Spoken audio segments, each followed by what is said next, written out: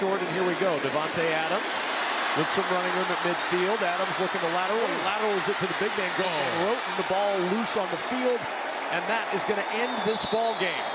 A 3-0 ball game. We actually had a chance to win after blocking that field goal, but then we decided to play a little bit of Patriots-Chiefs lateral ball. I'm just fucking speechless. Welcome back to the Highlight Hendo Network. Thanks for tuning in after that terrible performance of whatever they called a football game. Make sure you like, comment, subscribe, and turn on that notification bell so you don't miss any videos, because I'll be sure to update you the moment this team is worth watching. You can also become a member of my Patreon, and I'll leave a link to that down in the description below. Don't worry, I took plenty of notes on the game so that you didn't have to. So this game didn't even start out hot. In fact, it actually never got hot at all. It was the second day of the game to go scoreless, and that hasn't happened since the 1980s, of course. The Raiders made history, but not the good kind. The only thing that I was right about in my last video was the fact that the Vikings offense didn't have any chemistry. Unfortunately, neither did the Raiders. And that's pretty much how the game went for both offenses, the whole game. I just kept thinking that somebody was about to go off. Either Justin Jefferson or Devontae Adams, somebody was about to break out for, a big run. But unless you count the defense, nobody did jack shit. So as shitty as the first half was, the second half was even worse, if you can believe it. It seemed like we maybe could have scored in the first half, but those dreams died quickly. Our little tush push thing was cute, but we didn't really do anything after we got the first down. It's kind of obvious that we have a pass first team with last year's leading rusher. AP said that Josh Jacobs was banged up early in this game, and it was evident because he kept coming off the field during crucial drives. When the offense had to pass the ball, it just didn't look like we were attacking the Vikings defense. We need to be a lot more aggressive, and we can't just let Brian Flores get a ton of pressure from only sending 3. As for any big gain, it was pretty much, you guessed it, brought back by a penalty.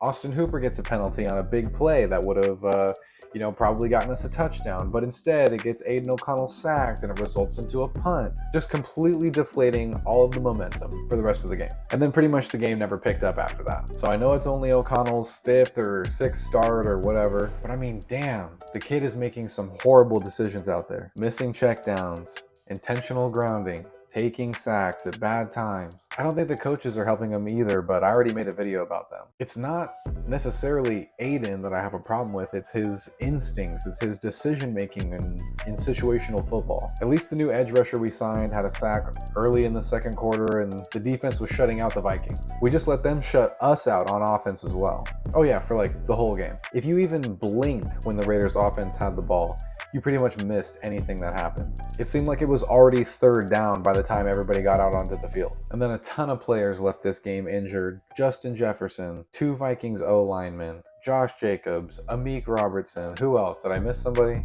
On the Vikings' first opportunity to score a field goal, they fucking missed it. The Raiders were saved for the time being, but they still never attacked the defense whenever they got the ball back. More bad passes, missed reads, holding the ball for fucking ever, stuffed runs at the line of scrimmage. It's 3rd and 2 and we're going for 15-yard passes. The defense showed up play after play after play after play after play. Sack after sack after sack after sack. Pressure after pressure after pressure. I can't believe I literally said that I thought the Raiders had figured it out this week. Clearly that's not the case. And if I'm just going to be real, I don't think they're going to figure it out for the rest of this season. And if they do, it'll be too late. The only thing that I figured out is that they're not going to the playoffs. This game was hands down more embarrassing than the Chargers-Jets game. At least somebody scored 6 points in that one. We went out there and we couldn't even get into field goal range without fumbling. So the Vikings finally score a field goal in literally the final few minutes, like 5 minutes or less in the game. And then the Raiders get the ball with under 2 minutes left. And then AOC does the one thing that we all knew he would, but never wanted him to do, and he threw an interception on 1st down. And that pretty much iced the game. It's actually hard to name a player on the defense that didn't have a good game, but I can't name a single motherfucker on the offense that even deserves a pat on the back. $106 million is what was spent on the offense, and we didn't score a single point. Renfro would have been close to an honorable mention, but then he fumbled the ball. So any hopes I had of the Raiders making the playoffs are completely dead and gone. There are so many Raiders players that I have zero faith in being able to help this team win it all for the rest of the season. In fact, I think they're just going to bring this team down harder than Josh McDaniels did.